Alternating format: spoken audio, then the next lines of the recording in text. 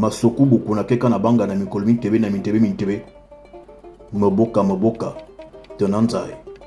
Hotel combien bali ya kankombo uma duma keka moto sala malamu nganya on kaba. Ayodenga do abe, on domo yensishim.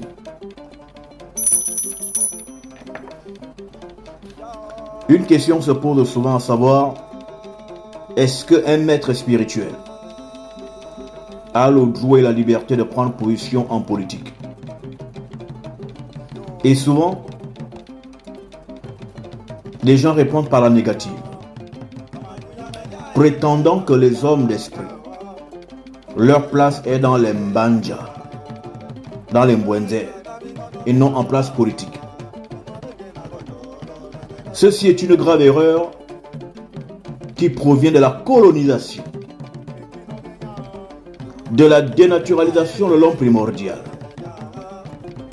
Parce que dans notre ancestralité, nous construisions la société sur les fondamentaux de notre spiritualité. En d'autres termes, la société est à l'image de la spiritualité pratiquée dans le peuple. En d'autres mots, ce sont les maîtres spirituels, les Nganganzambe, qui sont au cœur du niveau de vie des populations d'un pays, d'une communauté. Car les Nganganzambe sont en fait les vrais leaders. Ils sont les médiateurs entre Tario, Tatanzambe et Dieu et les hommes, sinon la communauté dirigée.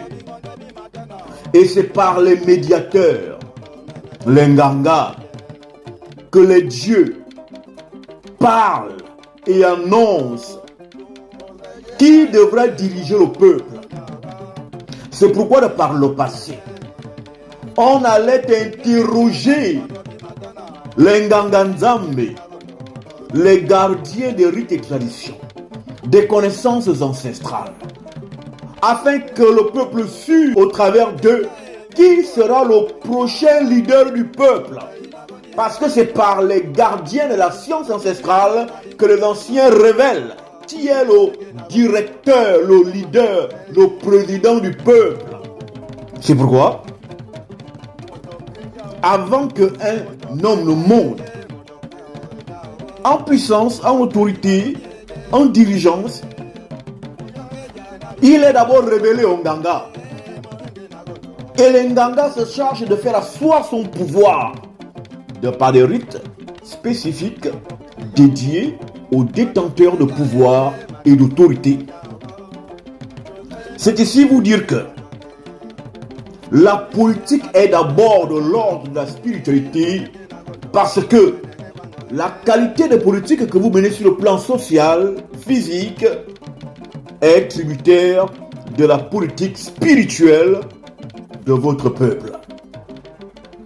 Le principe par lequel le dirigeant est choisi par les Nganganzambe, par les Nganga, les détenteurs de connaissances ancestrales, a été recopié par l'église chrétienne, notamment le catholicisme, qui choisit le pape au travers de conseils secrets menés par les pères de l'église qui se réunissent et qui choisissent sous la conduite prétendue du Saint-Esprit.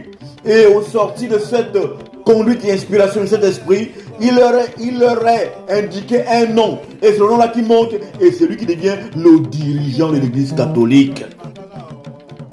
Ces gens qui sont les voleurs de nos rites et traditions procèdent exactement de la manière qu'on choisit un dirigeant dans notre peuple. Donc, un Nganga doit impérativement se mêler de politique parce que la qualité de dirigeant désigné influence l'avenir du pays. Et c'est le Nganga qui doit influencer la qualité de dirigeant qui est désigné sur le peuple. Car c'est le Nganga qui parle avec les chefs même du dirigeant qu'on appelle les ancêtres. Car ce sont les ancêtres et donc les génies tutélaires qui désignent qui est président dans un pays, dans un peuple, dans une communauté.